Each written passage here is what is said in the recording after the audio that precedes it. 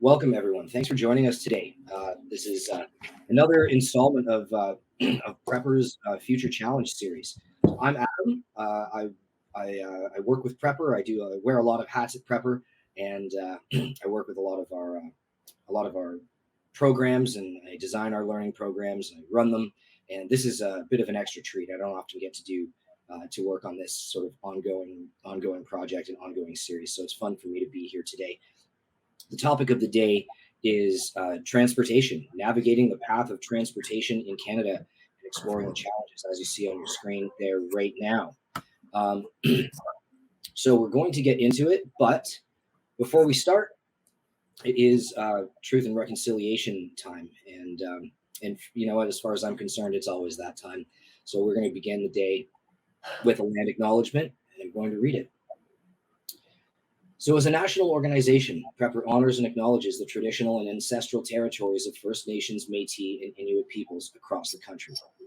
We recognize the diversity of Indigenous people and communities coast to coast, including over 600 First Nations communities, 4 Inuit, Nunangat regions comprised of 53 Inuit communities, Métis nations, settlements, and regions. Treaties 1 through 11, 25 modern treaties, and all unceded treaties.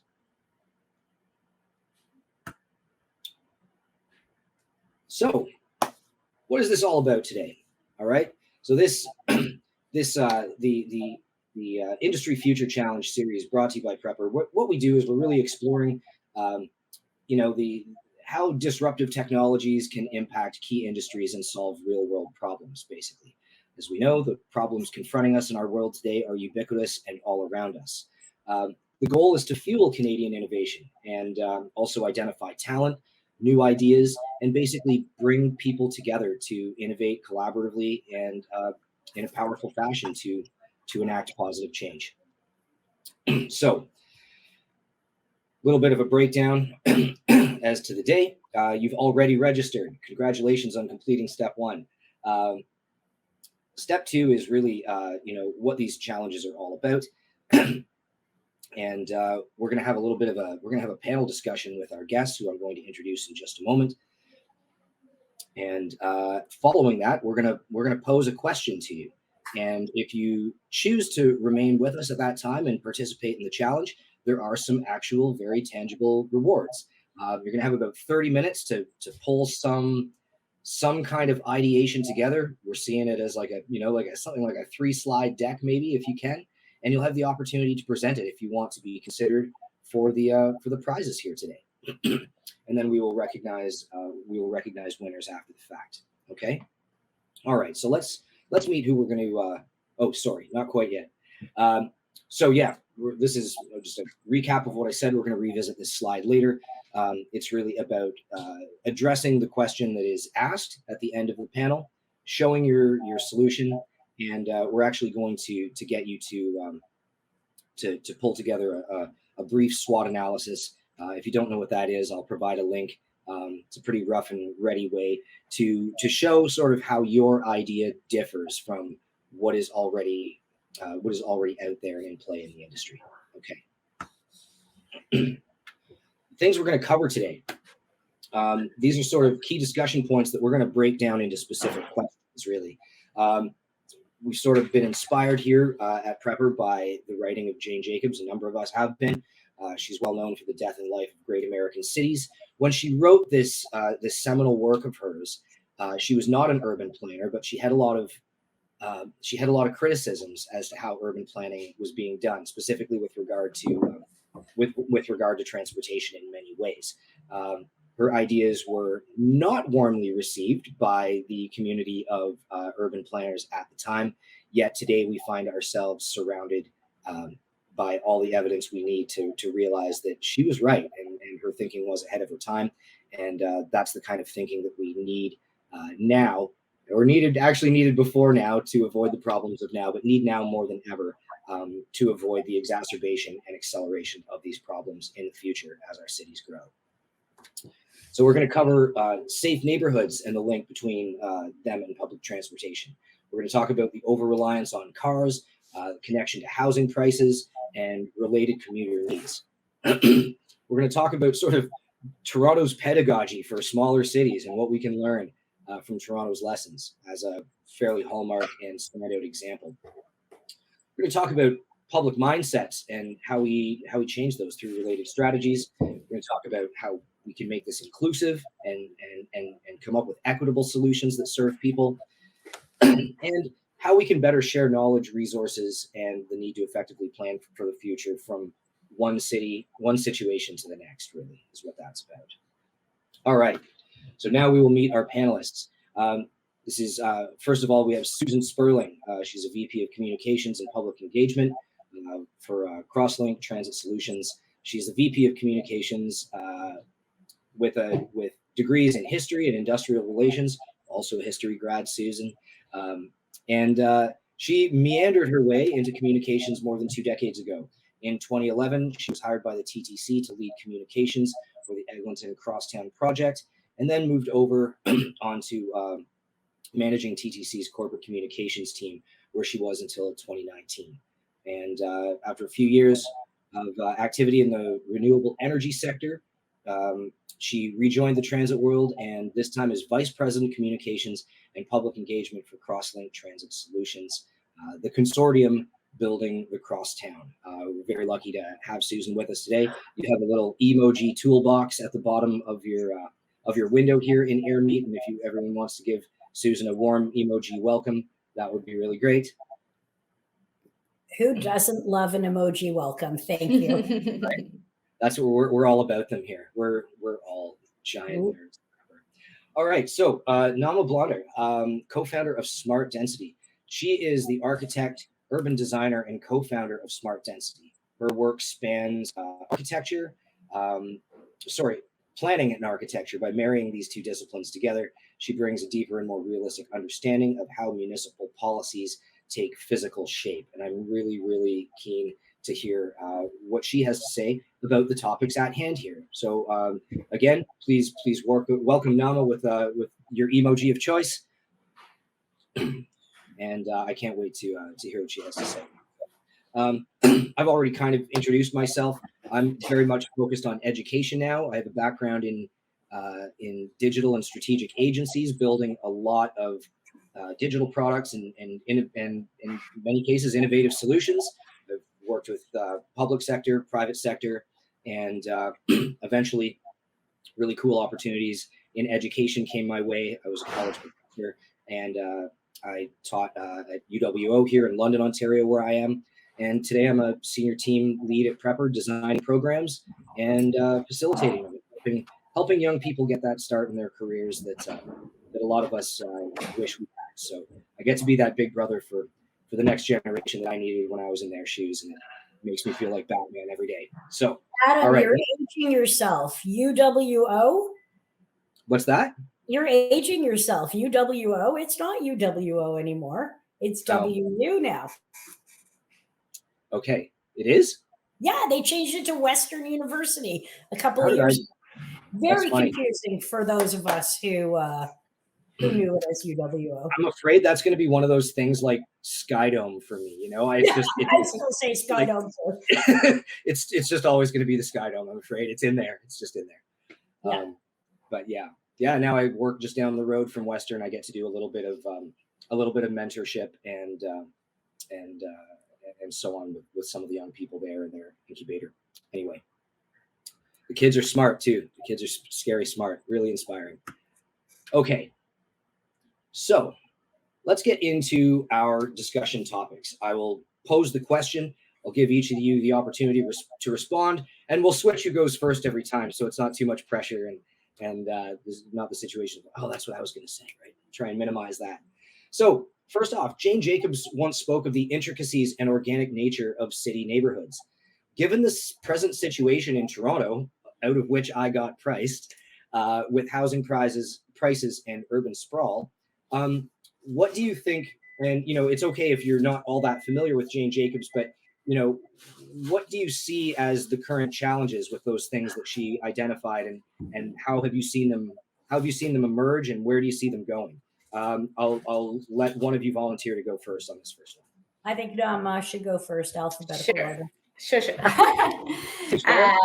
Okay, so I want to take a step back just to make sure that we are on the same page. So Jane Jacobs, as you mentioned, didn't go to urban planning school, but was a planner at heart, and was advocating for the things she believed in. And I think this is a message that I would love everyone of the attendants today to leave this webinar with. Um, and I want you to understand how what a revolutionary she was, because we're talking about a time where no one wanted to leave downtown, for example. And we know now we look at downtown Toronto and it's this hype and great place to be. She advocated for this lifestyle of walkabilities, great neighborhoods, great communities. So I really wanted to put it in perspective, that because now we take many of the things for granted that she fought for, right? Like she fought here in Toronto, for example, she fought against having an expressway just tearing up our neighborhoods. And thankfully that she was successful in that. Like I even look today at the Gardiner and say, boy, we have this massive disconnect between us, the city, and the waterfront, right? Every time that you walk to the waterfront, you go under this massive highway. So I forgot what the question was, but the thing is, when we want to link Jane Jacobs or even this concept of walkability in our neighborhoods to transportation, we need to remember that transportation is just a mean. It's a mean to make things more accessible, walkable, and much less dependent on the car, which is super important. And I know we have a young audience, and I want you, I am in my mid 30s, actually slightly above that, but doesn't matter. And I made a choice of not owning a car. We live downtown and I have two kids, right? Like people say, oh, cool. It's cool when you're young, but when you have kids, you have to have a car. You have to move to the suburbs. I really want I want everyone here to consider, you know, adopting or choosing a lifestyle where you won't be dependent on a car. So that will be my answer for now, because I know we're going to talk about all of these topics in the next few minutes. So Susan, over to you. So I'm considerably older than you are, and I started off in the city. I did, and got priced out, and am in a suburb just north of Toronto. Unsurprisingly to you, Nama, it's Thornhill. And so I spent a whole bunch of years working for the TTC, and I had free transit as part of my ID badge was a Metro Pass. I could get on anywhere, and I didn't take TTC because where I live, transit is not super accessible. It would have, made it really difficult for me to get to and from work in a timely manner, to be with my children. My kids grew up driving, getting lifts places, taking Ubers, and so it's very different. But I would say, Nama, one of the things is that in addition, so in my experience, also in addition to people going where transit is, transit has to go where people are. Yeah, fair enough. We also have James with us from Prepr here, and James lives in the other Toronto. He's in Vancouver. So James, if you want to weigh in here, at any point, just feel free to, if you want to speak to sort of the West Coaster kind of experience. Vancouver and Toronto have their differences in terms of transit and so on. But I will ask you briefly, as opposed to where I am now in London, Ontario, I actually felt like when I lived in Toronto, I could get around quite easily without a car. How do you find it in Van? Actually, I'm similar to Nama. I've owned one car in my entire life, and that was just for a very brief window in my early 30s. And so most of my life I've spent walking, busing, transiting. I grew up in Calgary, and even though it has a relatively good transit system, it usually ended up being easier just to walk where I wanted to go rather than wait for the bus, even in wintertime. So, Right. but in Vancouver, they do have a decent enough train system. There's also like the car shares. There's like an Evo system. I think there's an equivalent in Toronto of that, of like it's owned by the city, and you basically use the car when you need it to get around. There's nothing like that. Oh, okay. Well, it's a decent program. It's like something like 40 cents a minute, and they're all electric cars, so you can just sort of pick one up wherever it is, use the They app, have and them, but get it's there. not run by the city. Oh, I see. Okay, I see. Yeah, and that's a if I really need something, but for the mass majority of how I'm getting around, it's walking or bike is also a really easy one, as long as you are willing to kind of take your life into your hands, right? And This brings us to our next question, actually. Considering the concept of eyes on the street as presented by Jacobs, and I can relate to this because I used to be a musician in Toronto. I'd be walking home downtown with my gear, and it's easily pawnable gear, right? And I'm not a big guy. I'm an easy target, but I did not feel afraid because there were hundreds of eyeballs everywhere. I don't care what time it was.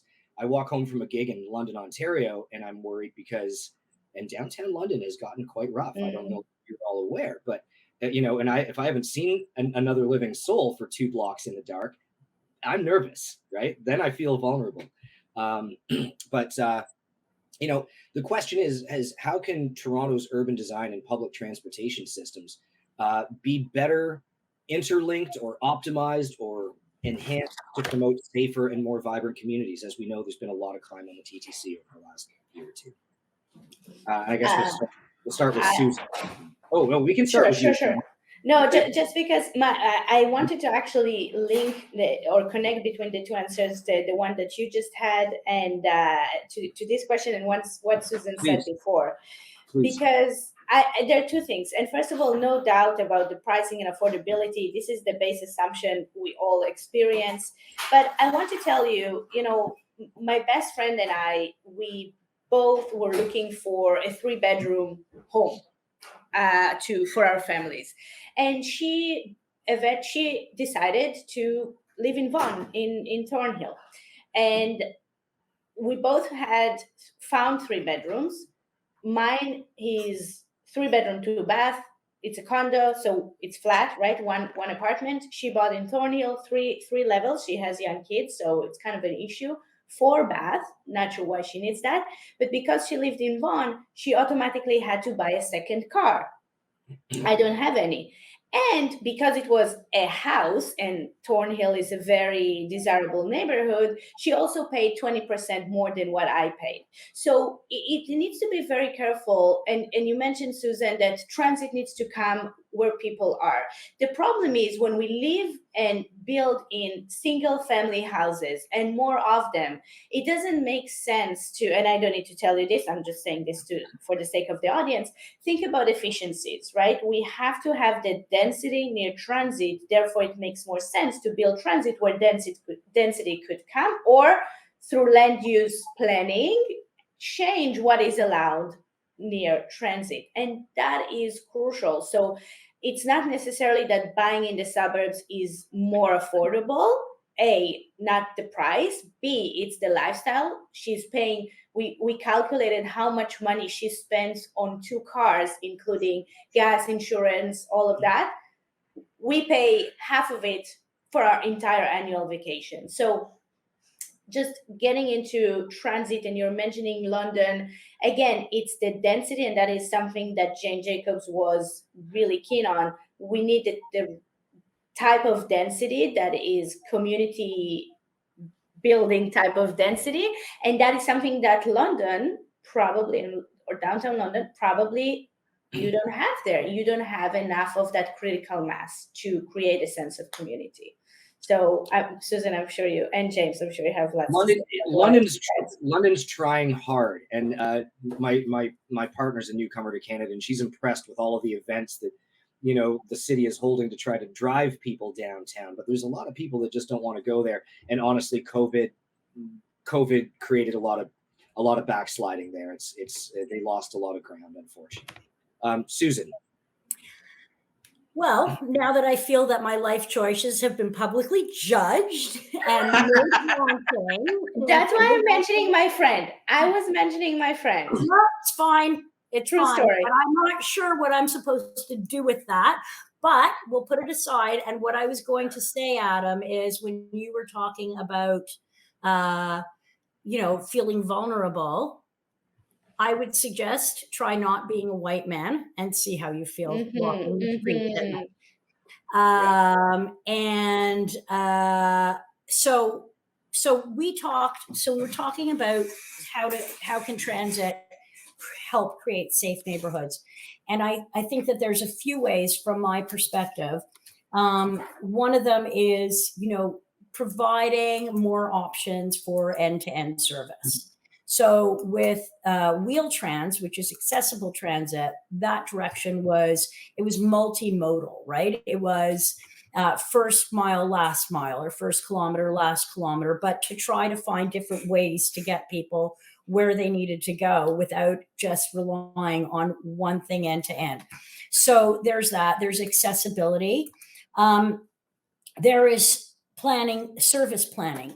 I will say that one of the key things is funding. So Toronto's bus network is larger than the vast majority of public transit systems, including trains, so I believe that Toronto's bus network alone is the 5th largest transit system in North America. Wow. Toronto's, the TTC is the 3rd largest transit system in North America, behind New York. And guess what number 2 is? So, Adam, take a wild guess. I don't Anyone? know. Is it American or Canadian? It is neither. It is Mexico City. Mexico City. It is New York, Mexico City, TTC. So, funding.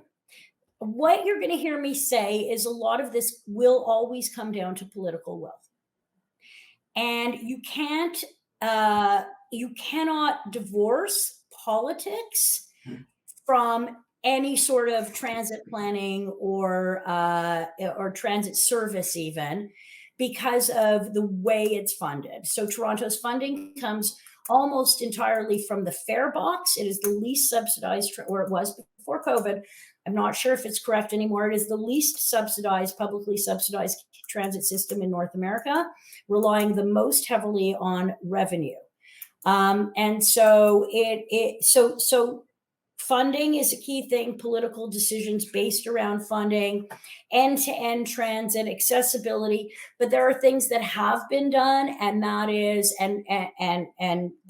the stop request program. So at night, you can, if you're on a bus, get off anywhere at certain hours where you're close to home. There's the Safe TTC app where you can report incidents. And I don't want to get too deep into the violence on the TTC, because that's actually, I think, a microcosm of society in general.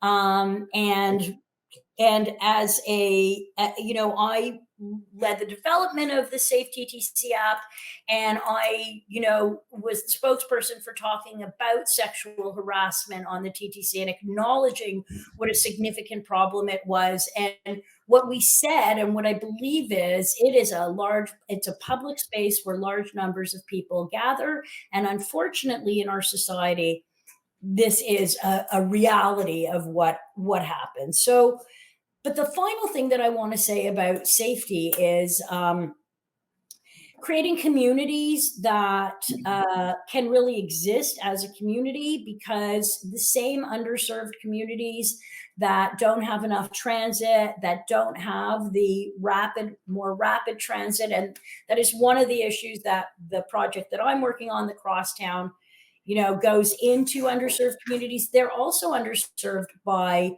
the presence of nutritious food. They're food deserts. And so people can't get nutritious food where they live, and they don't have enough good access by TTC.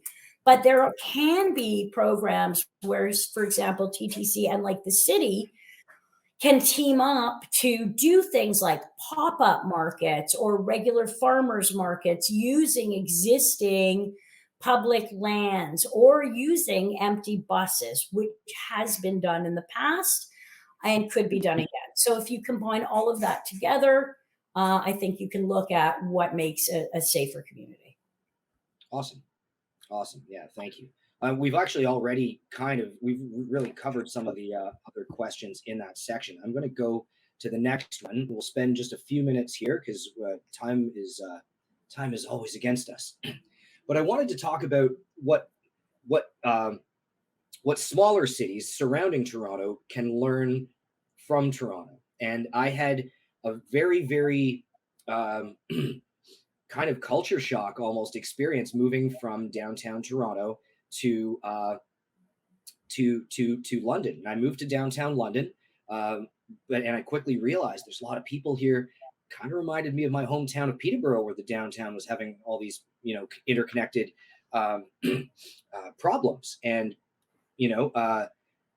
I didn't move here with a car. I had a car for a little while when I was in Toronto, mostly like due to musical things going on in my life, but I got rid of it and I moved here and I realized like people, it's top to bottom here. People treat people who don't have a car like a second class citizen. People love their cars and trucks in London. They love their suburbs. They love to talk trash about Toronto, and in no small part, it's because of the traffic that they have to go through when they want to go to something in Toronto. That said, I think that there's a real lack of awareness in London. For example, I'm not really picking on London. I could have picked any other city, right? I just happen to be here. But with that mindset in London, I don't think people can see beyond today. And I don't think they realize how they're contributing to that situation that they dislike so much in Toronto here. So with that, given the reluctance of residents in smaller Ontario cities to expand public transit, and they actively vote against it here and vote against bike lanes and stuff like that.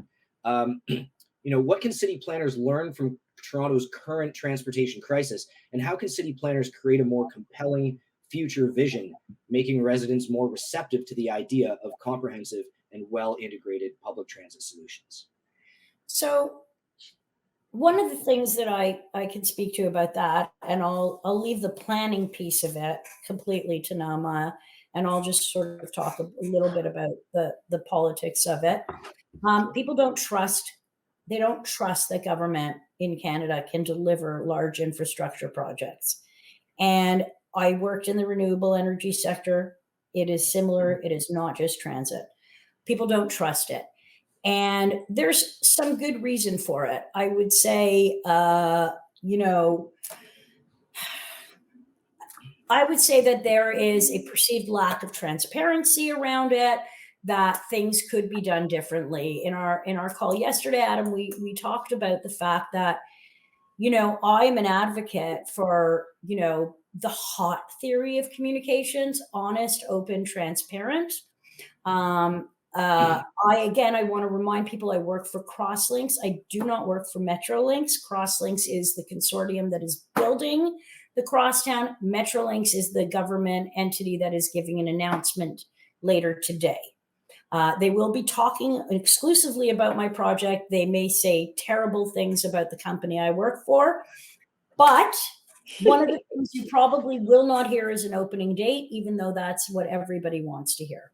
Mm-hmm. So what I see as an opportunity is people, if governments were more transparent at the outset, and then transparent as we moved along, giving, say, monthly schedule updates, monthly updates on where they're at. And so I think that would go a long way. But there is somewhat of a lack of transparency coming from, I guess, all levels of government who are building major projects. I have worked more in the municipal and now I'm in the provincial sector.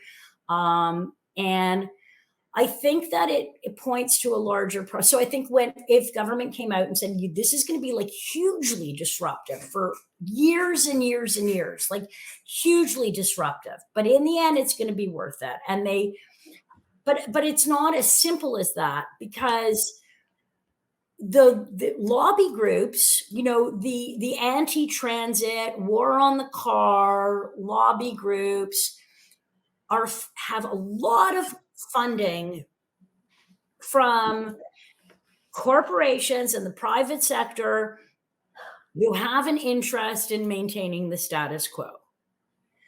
And so government, they're the ones, they have the money, they are the loudest, they are framing the discussion. And how do you bring in grassroots advocates up against people like I was at my last job in the energy sector, working with lobbyists to show the local government there why a particular project was actually good for them. So I'm not sure what the answer is, but I know that it's that transparency in an ideal world would absolutely go a long way towards eliminating the distrust of allowing governments to build infrastructure. And that's even without getting into the complications of the different types of commercial and sort of project agreements and how they're built and how everything is, anything that is a little bit of a delay is going to be subject to a dispute or a claim. It's just not a great system that we have right now. So I would say, look at the system, look at who's doing the talking, look at the real community engagement, and look at transparency. Okay. Nama, anything to add there? No, brilliant. I just wanted to say, Adam, that I'm having such a good time listening to Susan because it's exactly, and when you reached out to me, I said, just to be clear, I don't speak to transportation infrastructure. I speak to what happens once transportation is built and how we are making sure that we are utilizing this investment, right? Like the Ontario line is what, $24 billion right now? That's the latest number, right? How do we make good on that? Right. So I think it's such an interesting dialogue just listening to you, Susan. And also, Susan, just before I move on, if I by any means I was joking. Go ahead. Okay, fine. Just imagine my friend how much I actually criticize her. We'll talk later. Sure. Okay. No, but I just wanted to say one thing about the bike lanes. Yeah. Even if you are pro, you don't want transit, and we can talk about it all day because we really have no choice. Because if we have no transit and we have no bike lanes and people will just drive anywhere all the time, those drivers are their lives are going to be living hell. There's a saying, you're not stuck in traffic, you are traffic. So even if you're pro cars and you love driving, you should be pro transit and pro bike, the first in line, because without it, everyone is going to drive, and it's such a nightmare. And and I live, on Adelaide, so there's cars, and there's a really nice bike lane, and I'm just thinking, if all of those were not riding their bike but driving, no one could move around in anywhere faster than 3 minutes an hour, right? 3 kilometers an hour, like really slow. That's my point. Right. I used to live in Stouffville and work in Liberty Village, and that drive only got longer every single day. I'd benchmark it, be like the red thing on the farmer's fence pole kind of thing. That's my benchmarking. The next day I'd be further back. I took the train as much as I could. But sometimes I needed my car to go to meetings and stuff in town during the day, and it was tight on time. And the more roads you build, traffic gets just worse and worse. So right. The worst traffic jam I was ever in, I was moving out of Toronto. I had a U-Haul with all of my worldly belongings, and it took me 8.5 hours to get from Scarborough to my apartment in London. And it was I would have abandoned the truck. I literally would have abandoned the truck and said, you know what? I'll start Go again. and sleep. Yeah, no Okay. bed's worth this. I was stuck on the gardener. Like I had to go to the bathroom, and like these are real problems, right? And it was really bad. But I had this palpable sensation that Toronto was like a black hole was, it was trying to like hang on to me there. But I also was like, you know what? I feel good about being one less person in a car going forward in this quagmire. The last question, which in order to stay on time, I'm going to ask you to answer like as briefly as possible. And we can hear from whichever one of you want to go first. The question is what can cities like London do over the next 20 to 30 years, and in a sense of trying to avoid becoming like Toronto, and how should these municipalities be better talking to each other, not just talking within themselves about their own problems, but how can they do a better job of knowledge sharing and things like that in order to learn from one another's lessons? Oh, I have a short answer I can give to the first part of the question, and that is depoliticize decision making around transit expansion. Wow. Take it out of the politicians' hands, leave it with the experts, have a fulsome community engagement plan, stick with the plan. That's it. Depoliticize it. I have a question for you, Susan. Go ahead. In Tokyo, Japan, transit is being built by the private sector, and then they pay for it by building commercial, retail, office, residential on top of the station. What do you think about that? Is that a model that, I think that it is a great model, and I actually know somebody who works for TransLink, where James is, and her area of expertise is working with developers to try to integrate development with transit directly. So yeah, I think the private sector thing, it's a weird one. I work in the private sector, building transit. I don't think it's necessarily the best model, but I do think that there is so much opportunity for things like that. Absolutely. Cool. All right. I want to thank you both for participating in this this awesome and exciting discussion today. One that is near and dear to my heart, and I think should be, needs awareness, needs the proper kind of discussion. I tend to agree, Susan. Like, let's depoliticize this thing, as we were kind of joking but not really joking yesterday, saying people tend to be focused on their needs today and not tomorrow. Well, I watched my former boss get fired for answering the wrong question in council during a transit expansion debate. Right. Yeah. And as I was saying yesterday, because people are very much focused on the now and not the tomorrow, politics has a way of catering to that and allowing too much space for that. And what did I say yesterday? Nobody hauls a politician back into office 20 years later to fix something that they overlooked when it was their responsibility not to. Furthermore, let's hear how many times they blame the Liberals today at the press conference. How many years later? We'll see. We'll see. Either of you are welcome to stick around. I'm going to introduce the challenge to participants now. You're welcome to stick around and see what they're working on. But I understand you have busy lives and careers and are getting calls and things like that. If you need to go, that is fine. I'll thank you now, but I will also, if you're absent later, I will thank you in absentia for your generous contribution. You can thank me by giving me one of the hoodies James is wearing. And you got a deal. You got a deal. I'll make a note of that. Don't you worry. I'm going to put in a good word, and I'll message you for address and sizing and stuff. Okay. Thank you. All right. Let me just share my screen once again for participants. Hang on a second here. Whoops. I undid the thing I was trying to do. There we go. So once again, we're going to give you a question right after this slide that's very much related to the crux of what we've been discussing today. We're going to ask you to pull together some kind of solution. Obviously, you're going to have 30 minutes to pull this together. So we're not asking you to, put together like an 88 deck strategy, or anything like that. Something simple, very high level, very overview. I've worked on a lot of innovation projects, and I've guided a lot of innovation workshops. So has James with us. And I think you'd probably agree that often the simplest ideas can have the most power. And we'd like you to include some kind of SWOT analysis that clearly illustrates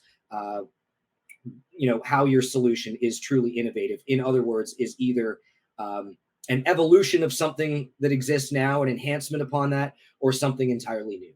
Okay. And the question, prizes first.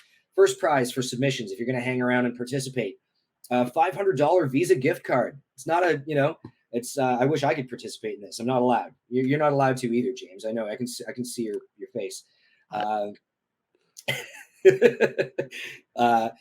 We have $300 in Linux course credits for whatever you want to learn, and a Prepr lab kit, one of our own, valued at about $1,000. You'll also be considered for internships at Prepr if you're here and you're younger and you're not into your career already and you're looking for a place to get started. We're a great place to do that, and I've seen a lot of people come through Prepr and launch their careers. So if that's you, that's in the mix for you as well. Second prize, $250 Visa gift card, still nothing to sniff at, and $300 again in Linux course credits and a Prepr lab kit. Prize 3, the same thing, other than it's $125 Visa gift card. So that is what you stand to win for submitting your ideas right now. And if you want to, we're gonna end this session now, and we're gonna go to a different area of AirMeet that's called the lounge, and we're going to be hanging out at a table. If you want to come up with something here in the next half hour and submit it, please visit us at the table. We'll walk you through it. You will need to sign in and register on Prepr Labs. Okay. The question is this: if you want to take a screenshot, I'm going to copy and paste this into the general chat right after this as well. The question is, what are the social equity implications of transportation policies and projects? And how can we ensure that transportation systems serve all segments of the population equitably? All right, we put you to it. I'm going to end this session now. Thank you for joining us for this part. If you want to participate in the challenge and take a crack at winning some of those prizes, we will be there in the lounge. It's like a bird's eye view of a conference room full of tables, and you just click at a table and you can work independently there if you want to, but we'll be at one table. You'll see our faces around it, and you can join us for a little bit more of a discussion or some feedback on your ideas. Okay. All right. Thanks, everybody. We'll see you there, and we'll do a little bit of a wrap up afterwards. Cheers. All right. So if you're still with us, you've been working on some ideas with the question in mind. I'm going to pull that up on screen. If anyone here would like to share their thinking on this important future challenge regarding transportation, we are recording this, and it would be great to have you share your thinking. As discussed, Sana is doing a lot of support here, and she'll be providing some materials to you as to how you can upload your work. File type doesn't matter, onto Prepr Labs, where the adjudication will take place post hoc this event. So Tia has her hand raised. I'm going to find her. I assume that means you'd like to come onto the stage, Tia. So I am going to welcome you to the stage. You should receive a pop-up in the lower. Sorry, I think I'm backwards. To me, the lower left-hand corner of your screen, for you to accept, and then you can come up here with me, and you can share what you're thinking about. Hello. Hi, is my audio okay? Hey, yeah, no, audio's great. Okay. You can share your screen if you like. I can stop sharing. There's a little arrow at the bottom of the screen in a box. I actually did a lot of the work on my iPad GoodNotes, so it's a different device. Okay. Yeah. But it's just the written stuff right now. I identified 5 problems and 7 solutions. Great. The biggest problem was access to opportunities such as education, employment, and healthcare. It's less of a problem in Canadian communities, but it's prevalent in a lot of places, especially America. There's also the issue of food deserts and how transportation can affect people's access to things like that. The next thing was accessibility, just hindrances to individuals with disabilities, physical or otherwise. There was also environmental pollutions and justice, which would be communities that are less socioeconomically privileged, bearing a disproportionate amount of risk or pollution rather, for these projects to take place. There's also the safety for vulnerable demographics, especially in Toronto. That's a very big issue nowadays with the attacks on the TTC and things like that, and also contributions to public health. So some of the solutions were affordable and subsidized fares. So just in order to mitigate the socioeconomic differences, Right. active transportation schemes and infrastructure. That's for that last point of contributions to public health. Encouraging active transportation such as biking or walking as opposed to highways and making more cars and things like that. There's also universal design to mitigate the issue of people with disabilities not being able to access things, incorporating features like ramps, tactile paving, or elevators for people wheelchairs who are not able to use the stairs or things like that. Should be implemented in every station, I believe. There's also transit-oriented development. It's becoming more and more popular, the idea of 15-minute cities, mixed income, affordable housing development near transportation hubs or transit hubs, so that everyone, regardless of income, would be able to access these public services.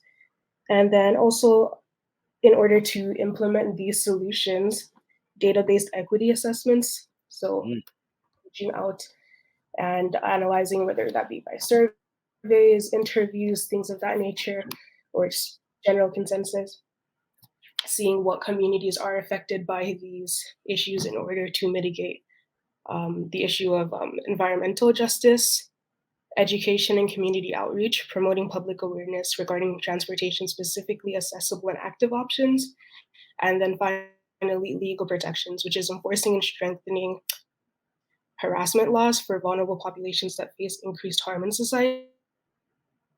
People living with disabilities, very young school-age children, or the elderly that would be less able to defend themselves.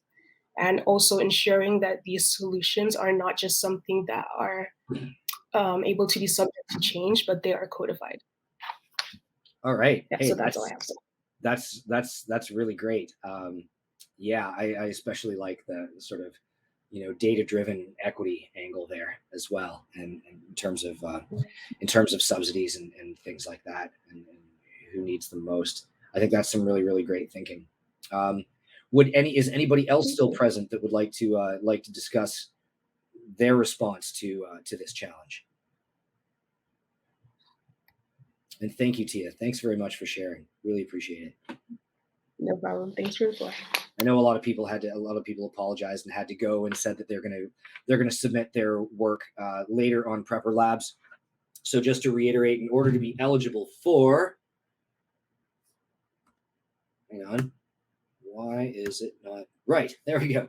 In order to be eligible for these prizes, you do need to submit some kind of work, some kind of embodiment of your thinking on Prepr Labs and the related challenge.